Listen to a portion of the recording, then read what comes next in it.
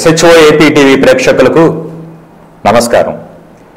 రెండు తెలుగు రాష్ట్రాల junior doctors అసోసియేషన్కి రాష్ట్ర ప్రధాన కార్యదర్శిగా, అదేవిధంగా ఏపీ మెడికల్ కౌన్సిల్ వైస్ చైర్మన్గా గతంలో బాధ్యతలు నిర్వహించి ప్రస్తుతం ఇండియన్ మెడికల్ అసోసియేషన్ ఆంధ్ర రాష్ట్ర అధ్యక్షులుగా కొనసాగుతున్నారు డాక్టర్ ఎం జయచంద్ర నాయుడు గారు. నమస్కారం డాక్టర్ గారు. నమస్తే అండి. ముందుగా SHO AP టీవీ ప్రేక్షకులందరికీ నా నమస్కారాలు.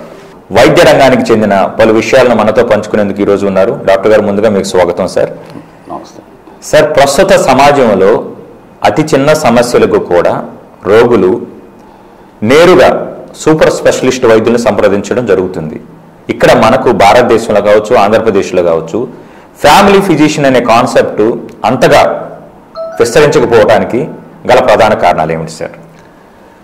ముఖ్యంగా మీరు అడిగిన ప్రశ్నకి యాక్చువల్గా భారతదేశంలో వైద్యులైతే MBBS వైద్యులు చాలా ఎక్కువ మందే ఇప్పుడు మెడికల్ కాలేజీలు పెరిగిన దృష్ట్యా చాలామంది వైద్యులు రిలీజ్ అవుతున్నారు. కానీ ఈ ఫ్యామిలీ మెడిసిన్ అనేది మీరు చెప్పినట్టుగా చాలా మంచిది. ఎందుకంటే ఇది వస్తే మేము ఆల్రెడీ ఇప్పటికే గవర్నమెంట్ ఆఫ్ ఇండియాకి మేము IMA ద్వారా విజ్ఞప్తి చేయడం జరిగింది. ఈ ఫ్యామిలీ మెడిసిన్ తీసుకురమ్మని PGSని కోర్సెస్ని ఇంట్రడ్యూస్ చేయమని చెప్తున్నాం. ఆల్రెడీ ఇప్పుడు అక్కడక్కడ కేరళలో సమ్ కాలేజీలో, గవర్నమెంట్ కాలేజీలో ఈ ఫ్యామిలీ మెడిసిన్ PG పెట్టారు. అదేవిధంగా ఎయిమ్స్లో ఇన్స్టిట్యూట్లో కూడా ఈ ఫ్యామిలీ మెడిసిన్ స్టార్ట్ చేశారు. డెఫినెట్గా గవర్నమెంట్ ఆఫ్ ఇండియా ఈ ఫ్యామిలీ మెడిసిన్ PGని కానీ ఎక్కువగా ఈ PGSని తీసుకొస్తే కొంచెం చిన్న చిన్న విలేజెస్, మండల్ హెడ్ క్వార్టర్స్ కూడా ఈ డాక్టర్స్ వెళ్ళి ప్రాక్టీస్ చేస్తే డెఫినెట్గా పేషెంట్లు కూడా కొంత భారం తగ్గుతుంది. ముందు ఫ్యామిలీ మెడిసిన్కి వచ్చి 90% ఆఫ్ ది కేసెస్ ఎప్పుడైనా ఒక MBBS డాక్టర్ కానీ, ఒక PG, ఇప్పుడు మీరంటూ ఫ్యామిలీ మెడిసిన్ PG చేసిన ఒక డాక్టర్ కానీ డెఫినెట్గా సాల్వ్ చేయగలరు. ఆ విధంగా పేషెంట్లు కూడా ఆర్థిక భారం తగ్గుతుందని నా నమ్మకం. అదేవిధంగా IMA కూడా family medicine certified courses introduce చేసింది. CGP అని ఉంటుంది మాకు ఒక అకాడమిక్ వింగ్. ఆ వింగ్ ద్వారా సర్టిఫైడ్ కోర్సెస్ చేసాం. డెఫినెట్గా అది గవర్నమెంట్ ఆఫ్ ఇండియా కూడా రికగ్నైజ్ చేసి ఆ కోర్సెస్ని కానీ అట్లీస్ట్ అవి కూడా చేసిన MBBS అయిన వాళ్ళు, PG సీట్లు రాని వాళ్ళందరూ ఈ సర్టిఫైడ్ కోర్స్ చేసి దీన్ని గవర్నమెంట్ ఆఫ్ ఇండియా NMC వాళ్ళు ఆమోదిస్తే డెఫినెట్గా మనం కోర్సెస్ని చేసి వీళ్ళందరూ వీలైనంత వరకు మ్యాక్సిమం ప్రజలందరికీ ఈ వైద్య సేవలు చేరుకోవడానికి అవకాశం ఉంటుంది. Very good sir. Sir, clinical diagnosis అనేది డాక్టర్స్కి వాళ్ళకి అమ్ముల పొదిలోని ఒక అస్త్రం లాంటిది. అలాంటి ఒక ఉత్తమ అస్త్రాన్ని పక్కన పెట్టి వైద్యులు ముఖ్యంగా తమ వద్దకు వచ్చిన రోగులకి ఇన్నేసి వైద్య పరీక్షలు, మీరు ప్రముఖ రేడియాలజిస్ట్, డాక్టర్స్ ఎక్కువ CT స్కాన్స్ అని, MRIs అని, లేదా ఇతరతర రకరకాల బ్లడ్ పరీక్షలపై ఆధారపడుతూ పేషెంట్స్కి అది చాలా భారంగా పరిగణిస్తుంది. సో క్లినికల్ డయాలసిస్ ఇంత అనుభవం ఉన్న డాక్టర్స్ ఇన్నేసి వైద్య పరీక్షలపై ఆధారపడడానికి గల కారణాలు ఏంటి సార్? అంటే ఈ విషయంలో ముఖ్యంగా చెప్పాలంటే గవర్నమెంట్ ఆఫ్ ఇండియా మనది మెడికల్ ప్రొఫెషన్ అనేది నోబెల్ ప్రొఫెషన్ అండి. యూజువల్గా ఈ నోబెల్ ప్రొఫెషన్ వాళ్ళ విధానాల వల్ల, అంటే ఈ గవర్నమెంట్ మెడికల్ హెల్త్ పాలసీస్ చేసేటప్పుడు డాక్టర్స్ని కానీ పెడితే, పాలసీస్లో పెడితే డెఫినెట్గా ఇలాంటి సమస్యలు ఉత్పన్నమయ్యే అవకాశం ఉండదు. నేనేమంటానంటే ఈ మధ్యకాలంలో ఈ పేషెంట్ డాక్టర్ తాలూకా ట్రస్ట్, నేనేమంటానంటే ప్రపంచంలో ఏ రిలేషన్ అయినా ఇబ్బంది పడవచ్చు, స్ట్రైన్ అవ్వచ్చు, కానీ ఈ మానవాళి మనుగడ ఉన్నంత వరకు డాక్టర్కి, పేషెంట్కి, వైద్యునికి ఉన్న నమ్మకం అనేది ఎప్పుడు మనం బ్రేక్ చేయకూడదు. ఎవరైనా, ఈవెన్ డాక్టర్స్ కానీ, అటు పేషెంట్లు కానీ, మీలాంటి మీడియా ప్రతినిధులు కానీ అందరం. ఎందుకంటే ఇది ఒక బర్త్ టు డెత్ అనేది ప్రపంచంలో ప్రతి పౌరుడికి అవసరం ఉంటుంది, వైద్య సేవలు ఉంది. కాబట్టి దీన్ని కాపాడుకోవాల్సిన బాధ్యత మనందరిపైన ఉంటుంది. అంటే ఏదో ఇది డాక్టర్స్ వాళ్ళకి హెడేక్ అనుకోవడం కాదు. ఇది ఎందుకంటే మెయిన్ గవర్నమెంట్ విధానాలు, ఇప్పుడు మమ్మల్ని నోబెల్ ప్రొఫెషన్ చెప్తున్నారు, దాన్ని మరి కన్జ్యూమర్స్ ప్రొటెక్షన్ యాక్ట్లో తీసుకొచ్చారు. CPA తీసుకొచ్చేసరికి ఏమవుతుంది, న్యాచురల్గా గవర్నమెంట్ ఆ విధానాలు పెట్టడం వల్ల ఏమవుతుందంటే, కన్జ్యూమర్స్ ప్రొటెక్షన్ యాక్ట్లో పెట్టడం వల్ల ఏమవుతుందంటే పేషెంట్కి, డాక్టర్కి నమ్మకం కొంచెం సన్నగిలుతుంది. ఆ ప్రక్రియలో భాగంగా ఏమవుతుందంటే డాక్టర్ కూడా తను సేఫ్ గార్డ్ చేసుకోవడానికి ఇలాంటి ఇన్వెస్టిగేషన్ రాసి, ఈవెన్ దో ఆ CPA నుంచి మమ్మల్ని ఎగ్జంప్షన్ ఇచ్చారనుకోండి, సపోజ్ ఇచ్చారనుకోండి, డెఫినెట్గా ఇన్ని టెస్టులు రావాల్సిన అవసరం ఉంటుంది డాక్టర్కి. డెఫినెట్గా ఆ నమ్మకం బాగుంటుంది. డెఫినెట్గా వాళ్ళు ఒక 4-5 రోజులు అట్లీస్ట్ వాళ్ళ వైద్యం అందిస్తే డెఫినెట్గా తగ్గిపోతుంది కూడా. కాబట్టి ఈ CPA విధానం నుంచి కూడా మా IMA నుంచి డెఫినెట్గా ఎగ్జంప్షన్ ఇవ్వమని కోరుకుంటున్నాం. ఆల్రెడీ లాయర్స్కి ఇచ్చారని చెప్పారు. ఆ సిపిఐ విధానంగానే ఎగ్జంప్షన్లో నవ్వులు అంటే మా ప్రొఫెషన్గానే ఎగ్జంప్షన్ ఇస్తే ఇలాంటి పరీక్షలు ఎక్కువ రాయడానికి అవకాశం తగ్గుతుందని నా అభిప్రాయం. ఓకే సార్, ఇప్పుడు కన్స్యూమర్ ప్రొటెక్షన్ యాక్ట్ వల్ల డాక్టర్స్ కొన్ని ఇబ్బందులు ఎదుర్కొంటున్నారు. సిన్సియర్గా వైద్య సేవలు అందించేవారు కూడా అది మంచి పాయింట్ లేవనెత్తారు సార్. ఇతరత్ర ఇప్పుడు పేషెంట్స్ కి మీరు అన్నారు ఒక నోబెల్ ప్రొఫెషన్, రోగులకి వైద్య సేవలు అందిస్తున్న డాక్టర్లు దేవుళ్ళతో సమానం అంటారు. సో డాక్టర్స్ తరచుగా ఎదుర్కొంటున్న ప్రధాన సమస్యలు ఏమున్నాయి సార్ అపార్ట్ ఫ్రమ్ దిస్? ఈ గవర్నమెంట్ విధానాల వల్ల కొంచెం పేషెంట్కి డాక్టర్కి కొంచెం ఆ గ్యాప్ ఎక్కువ పెరుగుతుంది. కాబట్టి ఈ విధానాల్లో ఏం చేయాలంటే ఎవరైనా ఏం చేస్తారు, సపోజ్ ఒక సీఎం గారు కానీ ఒక ప్రైమ్ మినిస్టర్ గారు కానీ ఏం చేస్తారంటే కన్సర్న్ డిపార్ట్మెంట్ వాళ్ళని ఆ హెల్త్లో ఎవరైతే సీనియర్ మోస్ట్ ఉన్నారో అలాంటి వాళ్ళని ఏమైనా అడ్వైజర్స్గా వేసుకోవడం కానీ లేకపోతే వీళ్ళని ఈ పాలసీ మేకింగ్లో పెట్టుకుంటే డెఫినెట్గా మంచి వైద్యం అని. ఇప్పుడు ఏమైనప్పుడు సపోజ్ మీరు వ్యవసాయ రంగం తీసుకుంటే ఏం చేస్తాం, మనకు కరెక్ట్గా స్వామినాథన్ గారు వస్తారు.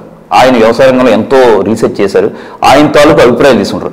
ఆ విధంగానే వైద్య రంగం అనగానే ఇటు ఢిల్లీ లెవెల్లో కానీ ఇటు మన ఆంధ్రప్రదేశ్లో కానీ కొంచెం వీటి మీద అవగాహన ఉన్న ఒక వైద్యుడిని ఒక అడ్వైజర్గానో లేకపోతే ఏదో ఒకటి అపాయింట్ చేసి ఆ పాలసీ మేకింగ్లో కానీ వాటిలో కానీ ఇన్వాల్వ్ చేస్తే డెఫినెట్గా ప్రజలకి డాక్టర్లకి మంచి రిలేషన్స్ ఏర్పడి మంచి వైద్యం అందించడానికి అవుతుంది.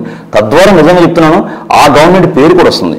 ఎందుకంటే ప్రజెంట్ ఇప్పుడు ఓట్లు అనేది ఎలా అడుగుతున్నారంటే పార్టీస్ నేను చూసిన నాకున్న దీని అభిప్రాయం ప్రకారం విద్య, వైద్యం, ఉపాధి. ఇప్పుడు అదే ఇండిపెండెన్స్ స్వాతంత్రం వచ్చినాక రోటీ, కపడా, మకాన్ ఇప్పుడు మాత్రం విద్య, వైద్యం, ఉపాధి. కాబట్టి వీటి మీద కొంచెం ఫోకస్ పెట్టాలి గవర్నమెంట్. పెట్టినప్పుడు ఆ కన్సర్న్డ్ వాళ్ళని తీసుకొని వాళ్ళ అభిప్రాయాలను తీసుకొని పరిగణలో తీసుకుంటే డెఫినెట్గా వస్తాయి. ముఖ్యంగా మా ఐఎంఏ ఇప్పుడు ఈ మధ్యకాలంలో మీరు చూస్తున్నారు మా ప్రధాన డిమాండ్స్ ఏంటంటే ఈ మధ్యకాలం ఆర్జీకర్ మెడికల్ కాలేజ్లో ఒక జూనియర్ డాక్టర్ మీకు తెలిసి ఉంటుంది, ఆవిడ చంపివేశారు, అత్యాచారం చేసి చంపివేయడం జరిగింది. అలాగే రీసెంట్గా కూడా అంటే కొంచెం పేషెంట్లకు కూడా అవగాహన అంటే కొంచెం ఇబ్బంది అవుతుంది. ఎందుకంటే చెన్నైలో ఒక ఆంకాలజిస్ట్ అంటే క్యాన్సర్ స్పెషలిస్ట్, ఆయన మెడికల్ ఆంకాలజిస్ట్, ఆయన ఏం చేశారంటే అది స్టేజ్ 4 క్యాన్సర్ అంటే అది ఆల్మోస్ట్ చివరి దశలో ఉంది. ఆ దశలో ఉన్న పేషెంట్కి కాంప్లికేషన్ వస్తే ఆ పేషెంట్ ఏంటంటే వచ్చి అతన్ని స్టార్ట్ చేశాడు. ఇప్పుడు అతను కొనవూపు అంటే ఆల్మోస్ట్ చాలా అతను పూర్ ప్రోగ్రెస్తో చాలా సఫర్ అవుతున్నాడు, వెంటిలేటర్ మీద ఉన్నాడు.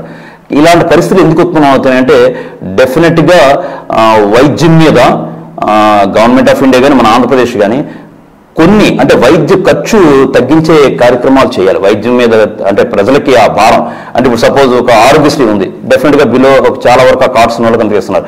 అలాగే మిడిల్ క్లాస్ ఫ్యామిలీస్ అందరికీ అది కూడా ఇప్పుడు ఈ మధ్య మిడిల్ క్లాస్ కూడా భారం అవుతుంది.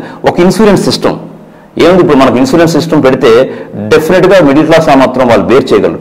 అప్పుడు ఆ ఇన్సూరెన్స్ ద్వారా మనీ వెళ్తుంది అనుకోండి, ఇటు పేషెంట్కి భారం ఉండదు, ఆ స్ట్రెయిన్ ఉండదు, ఆ వైద్యం తల స్ట్రెయిన్ ఉండదు.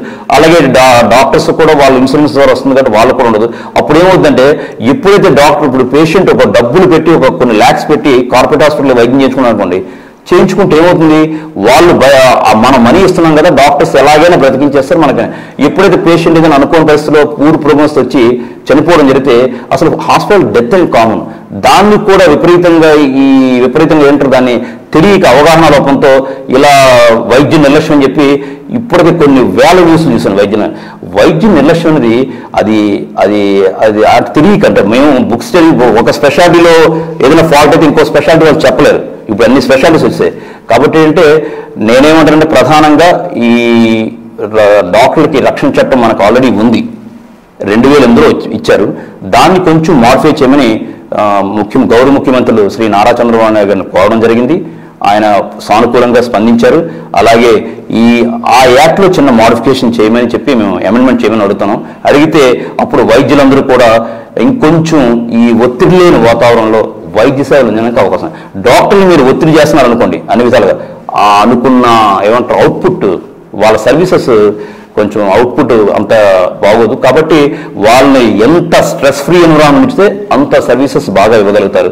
కాబట్టి ప్రజలందరూ అర్థం చేసుకోవాల్సిందంటే వీలైనంత వరకు డాక్టర్ని కొంచెం ఆ స్ట్రెస్ ఫ్రీ ఎన్విరాన్మెంట్లో ప్రజలు కానీ ఇటు గవర్నమెంట్ కానీ ఉంచితే వాళ్ళ సర్వీసెస్ బాగా ఇస్తారు. అప్పుడు ప్రజలు కూడా మంచి వైద్యం ఉంటుంది. మీకు తెలుసో లేదో ఈ మధ్యకాలం డాక్టర్స్ కూడా రేడియాలజీ, డెర్మటాలజీ పీజీలు ఇప్పుడు టాప్ బ్రాంచెస్ తీసుకుంటున్నారు. గత 20 సంవత్సరాలు ఎందుకు తీసుకుంటున్నారు తెలుసండి, వైద్యుల తాలూకా మైండ్ సెట్ కూడా మారింది. ఎందుకంటే రేడియాలజీ, డెర్మటాలజీ అంటే కొంచెం ఏంటంటారు రిలేటివ్గా సేఫ్ బ్రాంచెస్. అంటే ఏంటి, ఎమర్జెన్సీస్ డీల్ చేసిన డాక్టర్ నేను అనుకోవడం ఎక్కువ మంది డాక్టర్ నాకు తెలిసి మెజారిటీ ఆఫ్ వైద్యులు ఏం కోరుకుంటారంటే వీళ్ళంతవరకు ఆ జబ్బు నయమే బాబు మీ వల్ల జరిగింది మాకు అదే నయమైంది బాబుని వాళ్ళు ఆ ఇచ్చే గౌరవంతోనే వాళ్ళు చాలా హ్యాపీ ఫీల్ అవుతారు. ఎప్పుడైనా ఒక ఆపరేషన్ సక్సెస్ అయిందనుకోండి డాక్టర్కి అది చాలా ఆనందం ఇస్తుంది. కాబట్టి అలాంటి మనం ఆ విధమైన వాతావరణం కల్పించాలి. వాళ్ళు కల్పిస్తే డెఫినెట్గా, అందుకే డాక్టర్ల మైండ్ సెట్ కూడా ఈ మధ్య మారుతుంది. ఎందుకులే మనకెందుకు ఎమర్జెన్సీ డీల్ చేస్తే ఏదైనా ఇబ్బంది వస్తే మళ్ళీ ఇవన్నీ లేనిపోని ప్రాబ్లమ్స్ వస్తున్నాయని చెప్పి అన్నారు. కాబట్టి వైద్యాన్ని మాత్రం కొంచెం గవర్నమెంట్ ఆఫ్ అది ఇండియా కానీ ఆంధ్రప్రదేశ్ కానీ కొంచెం నిర్లక్ష్యం చేయకుండా ఇటు వైద్యులు వాళ్ళ తాలూకా ప్రాబ్లమ్స్ వాళ్ళని కొంచెం ఫ్రీగా ఉంచి అలాగే పేషెంట్ మీద కూడా పెనుభారం లేకుండా చేయగలిగితే డెఫినెట్గా మంచి వైద్యంతో నాకు ప్రగాఢమైన విశ్వాసం ఉంది. Very nice sir. సార్ చక్కగా చెప్పారు. ముఖ్యంగా హెల్త్ ఇన్సూరెన్స్ మన దేశంలో చాలా తక్కువ ఉంది. ఆ బాధ్యత ప్రభుత్వం తీసుకుంటే కనుక ప్రజలపై వైద్య ఖర్చులు భారం తగ్గి మెరుగైన వైద్య సేవలు పొందించే చాలా మంచి సలహా ఇచ్చారు సార్. ఇప్పుడు ప్రభుత్వ విధానాలతో ఈ చట్టాలతో డాక్టర్స్ మీద వాళ్ళ మీద ఉన్న ఇబ్బందుల్ని వాళ్ళ ఒత్తిడిని కూడా చక్కగా చెప్పారు సార్. ఇటీవల నేను కూడా విన్నాను సార్, హాస్పిటల్స్ నుంచి కావచ్చు, నర్సింగ్ హోమ్స్ నుంచి కావచ్చు, ప్రభుత్వాలు పలు రకాల పన్నుల పేరుతో ఆర్థికంగా వాళ్ళ మీద చాలా భారం పడేలా చేస్తున్నాయి అన్నాను. దానిపై మీరేమంటారు సార్? డెఫినెట్గా అండి. ఇవి ఇప్పుడు ఇంతకుముందు నాకు తెలిసి నా చిన్నప్పుడు ఈ రిజిస్ట్రేషన్ యాక్ట్లు ఏమీ లేవండి. నేను ఒక చిన్న పల్లెటూరులో పుట్టాను. నాకు ఈ రిజిస్ట్రేషన్ యాక్ట్లో డాక్టర్స్ అందరూ జస్ట్ ఒక స్టెథోస్కోప్ ఒక టేబుల్ ఉంటే చక్కగా ఉండేది. అప్పుడు పేషెంట్లు కూడా చాలా నమ్మకం ఉండేది డాక్టర్స్ మీద. రాను రాను ఏమవుతుందంటే ఈ రిజిస్ట్రేషన్ యాక్ట్ అనేది డాక్టర్స్ చాలా పర్మిషన్స్ తీసుకోవాల్సి వస్తుంది, ఈవెన్ చిన్న క్లినిక్కి, నర్సింగ్ హోమ్స్ కూడా. కాబట్టి ఈ పర్మిషన్ సగం డాక్టర్ తాలూకా ఈ కాన్సన్ట్రేషన్ అంతా ఎవ్రీ ఇయర్ రెన్యువల్ కానీ లేకపోతే ఈ రిజిస్ట్రేషన్ ప్రాసెస్లో ఈ పర్మిషన్స్ కానీ ఇవన్నీ తీసుకోవడం ఏమవుతుందంటే ప్రాక్టీస్ నుంచి వాళ్ళు ఏదైతే ఫోకస్ చేయాలో వైద్యం మీద దాని నుంచి కొంచెం డీవియేట్ అవుతున్నారు. ఆ డీవియేషన్ లేకుండా నేను ఏమంటున్నానంటే ఇప్పుడు మన ఇండియాలో డెఫినెట్గా ఎక్కువ సర్వీసెస్ క్లినిక్స్ ద్వారా, చిన్న చిన్న నర్సింగ్ హోమ్స్ ద్వారా, ఈవెన్ విలేజ్ లెవెల్లో కానీ, మండల హెడ్ క్వార్టర్స్లో కానీ, చిన్న చిన్న టౌన్స్లో కానీ జరుగుతుంది. కాబట్టి మనం డెఫినెట్గా మన ఆంధ్రప్రదేశ్ ప్రభుత్వం ఈ వీటి మీద అంటే ఏంటి, ఈ చిన్న nursing homes less than small nursing homes and క్లినిక్స్కి ఇవన్నీ ఎగ్జామ్షన్ చేయగలిగితే కొంచెం డాక్టర్స్ కూడా ముందుకు వెళ్ళి ఆ నర్సింగ్ హోమ్స్ పెట్టుకొని డెఫినెట్గా మంచి సర్వీస్ ఇస్తారు. డెఫినెట్గా వీలైనంత వరకు తక్కువ ఖర్చుతో డాక్టర్కి, పేషెంట్కి చాలా మంచిది జరుగుతుందని నా నమ్మకం. ఎందుకంటే నేనేమంటానంటే ఈ రిజిస్ట్రేషన్ ప్రాసెస్లో కొంచెం లెవెలైజేషన్ ఉండాలి. అలాగే ఫైర్ నామ్స్ అనేవి మాకు అవి కూడా చాలా ఇబ్బందిగా ఉన్నాయి. వాటిని కూడా ఆల్రెడీ మేము గవర్నమెంట్కి రిప్రజెంట్ చేయడం జరిగింది. ఈ రిజిస్ట్రేషన్ కూడా మేము ఏంటంటే మా డిమాండ్ ఏంటంటే సింగిల్ విండో రిజిస్ట్రేషన్.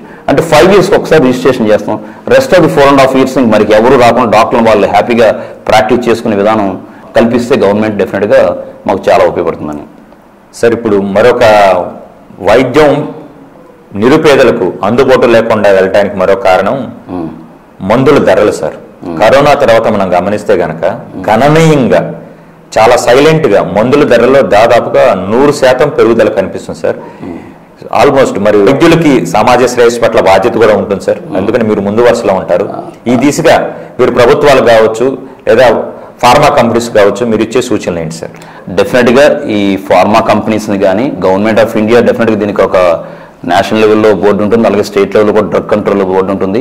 వీటి మీద వీళ్ళు నియంత్రించడం మాత్రం చాలా అవసరం. ఎంతైనా ఆ రేట్స్ని తగ్గించి వీళ్ళంతవరకు ప్రజలకి అంటే వాళ్ళ కొంత లాభం తీసుకొని వీటిలందరూ కూడా దీంట్లో డాక్టర్స్ కానీ, ఫార్మా కంపెనీస్ కానీ, గవర్నమెంట్ ఆఫ్ ఇండియా కానీ, లేకపోతే ఆంధ్రప్రదేశ్ గవర్నమెంట్ కానీ డెఫినెట్గా వీటిని తగ్గిస్తే మంచిదని నా అభిప్రాయం.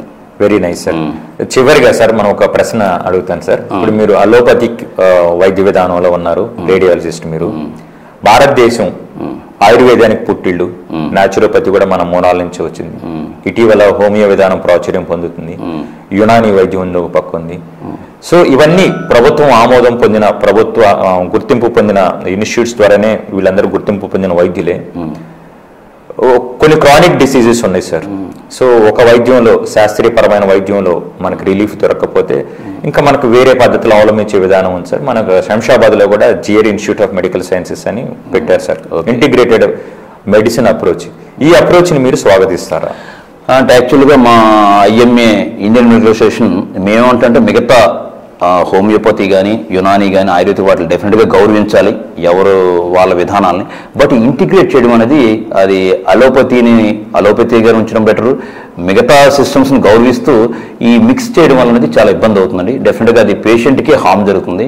కాబట్టి మేము మొదటి నుంచి కూడా దీన్ని మిక్సోపతి అన్నాం, మేము స్ట్రాంగ్లీ కండెమ్ చేస్తున్నాం. ఇది డెఫినెట్గా మిగతా వాటిని మనం గౌరవించాలి. డెఫినెట్గా అది పేషెంట్ తాలూకా చాయిస్. అది అంటే అది అక్కడ మాకు నమ్మకం ఉంది అంటే క్రానిక్ డిసీజ్ మీద అంటే అది వాళ్ళ ఇష్టం. బట్ అలోపతి అనేది టోటల్గా ఎవరు నేర్చుకునే విధానంలో చాలా తీవ్ర వ్యత్యాసం ఉంటుంది. కాబట్టి అది ఇంటిగ్రేటెడ్ అనేది ఎప్పుడైనా అది పేషెంట్కి హార్మ్ జరిగే అవకాశాలు ఎక్కువ ఉంటాయండి. కాబట్టి ఎవరు వ్యవస్థను వాళ్ళు అది పేషెంట్కి ఆ చాయిస్ వదిలిన బెటర్.